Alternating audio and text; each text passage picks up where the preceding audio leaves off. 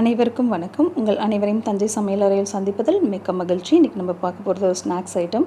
ஆயிலில் தாங்க ஃப்ரை பண்ண போகிறோம். ஆனால் அதில் ஆயிலே இருக்காது. நீங்கள் ட்ரை பண்ணி பாருங்கள். நம்ம வீடியோவை சப்ஸ்கிரைப் பண்ணாதவங்க சப்ஸ்கிரைப் பண்ணிக்கோங்க. வாங்க வீடியோக்குள்ளே போகலாம். நம்ம இப்போ பாசிப்பருப்பு எடுத்துருக்கோம். நான் உடைச்ச பாசிப்பருப்பு எடுத்து ஊற வச்சுருக்கேன். நீங்கள் நார்மல் தோல் இல்லாத பாசிப்பருப்பு கூட இதில் வச்சு பண்ணலாம். ஆனால் நான் இதில் பண்ணியிருக்கேன்.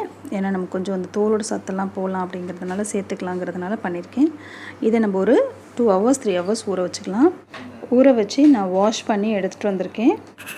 நம்ம பாசிப்பருப்பை தண்ணி வடிச்சிடணுங்க. தண்ணியே இருக்கக்கூடாது. நல்லா ஃபில்ட்ரு பண்ணிவிட்டு மிக்சியில் சுட்டு 2 சுற்று விட்டிங்கன்னா போதும்.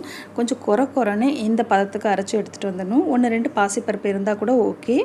இப்போ நம்ம கருவேப்பிலை கொஞ்சம் பொடிசாக கட் பண்ணது, மிளகாய் அது மாதிரி பச்சை மிளகாய் பொடிசாக கட் பண்ணது, இஞ்சியும் பொடிசாக கட் பண்ணது, கொஞ்சம் போல் கொத்தமல்லியும் பொடிசாக கட் பண்ணி சேர்த்துருக்கேன்.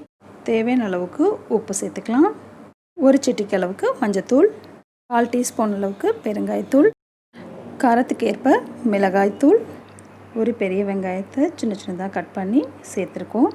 அரிசி மாவு நம்ம ஒரு ஸ்பூன் அளவுக்கு தூவிக்கிறோம். இது கிறிஸ்பினஸ்க்காக தாங்க நான் தூவிக்கிறேன். இது நல்லா கோட்டாகிற அளவுக்கு எல்லாத்தையும் நல்லா மிக்ஸ் பண்ணி விட்டுக்கோங்க. நம்ம தண்ணியெலாம் எதுவுமே ஊற்ற வேண்டியது இல்லைங்க. நம்ம மாவு அரைக்கும் போதும் தண்ணி எதுவும் ஊற்றக்கூடாது. இதனால் இதில் அப்படியே இருக்கிற தண்ணிக்கு தகுந்த மாதிரி பிசைஞ்சிக்கலாம். கடாய் நல்லா காஞ்சிச்சு. நம்ம இந்த மாதிரி கொஞ்சம் கொஞ்சமாக எடுத்து எண்ணெயில் அப்படியே கிள்ளி விட்டோம்னா எங்கே பார்த்தாலும் நல்லா ஸ்ப்ரெட் ஆகிற அளவுக்கு நீங்கள் கிள்ளி விட்டிங்கன்னா சூப்பராக கிறிஸ்பியாக நம்மளோட பக்கோடா ரெடி ஆகிடுங்க. ஆனால் இதை நீங்கள் மீடியம் ஃப்ளேம்லேயே வச்சுக்கோங்க. அப்போ தான் மேலே மொறுமொறுனும் உள்ளே சாஃப்டாகவும் நல்லாயிருக்கும். இந்த பக்கோடா சாப்பிட்றதுக்கு ரொம்பவே அருமையாக இருக்குங்க. கிட்ஸ் ரொம்ப லைக் பண்ணுவாங்க. நீங்கள் இதை தேங்காய் சட்னி கூடயோ இல்லை சாஸ் கூடயோ சர்வ் பண்ணலாம். இப்போ ஒரு சைடு வெந்துருச்சு. இதை லைட்டாக நம்ம அப்படியே இந்த பக்கம் பரட்டி விட்டுடலாம். லைட்டாக கோல்டன் கலர் மாறும்போது நம்ம எடுத்துடலாம். இது கொஞ்சம் மீடியம் ஃப்ளேம்லேயே வச்சு வேக விடுங்க. எண்ணெயெல்லாம் குடிக்காதுங்க. எண்ணெயெல்லாம் இல்லாமல் ரொம்பவே அருமையாக நல்லா டேஸ்ட்டாக சூப்பராக இருக்கும்.